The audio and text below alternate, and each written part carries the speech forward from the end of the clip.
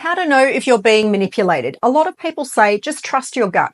And sure, instinct matters, but when it comes to human relationships, that advice can get you in trouble really fast. Because what most people call a gut feeling is often just a flood of emotion. And if someone knows how to trigger your emotions, they can lead you straight into the kind of dynamic that feels incredible right before it crashes. Here's the thing, manipulation doesn't always look like someone yelling or being cruel. In fact, the most dangerous kind of manipulation is the one that feels really good. It feels exciting. It feels like chemistry. You meet someone, they're charming, they lean in, they give you full attention, they mirror your body language, and they say everything that you've been waiting to hear, and your body responds. You feel seen, you feel wanted, and this feels different. But what you're actually feeling is emotional arousal. This is where people get stuck, because in the beginning, manipulators don't make you feel anxious. They make you feel alive, and your brain interprets that high stimulation as connection. But it's not real connection, it's dysregulation. It's your nervous system reacting to the intensity, not responding to trust. Here's what to look for instead.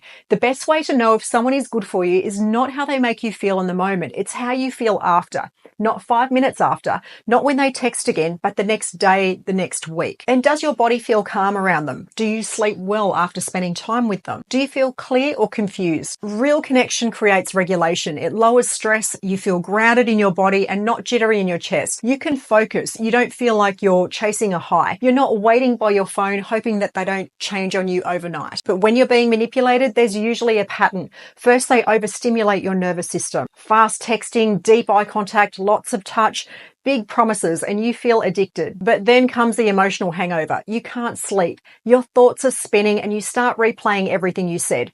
That's not love. That's cortisol and adrenaline. A healthy connection builds slowly and consistently. You don't second guess it, and you don't need to decode it. The communication is steady. The vibe is stable. It doesn't feel like a roller coaster. It feels like relief. Manipulation often shows up in the pattern of intensity followed by the inconsistency. That's how emotional dependency is built. It's not through cruelty, but it's through emotional whiplash. They give you a high, pull back, and then reward you again. And you start tying your self-worth to their attention. So here's your filter. Anyone who makes you feel powerful in one moment and then powerless the next, watch them.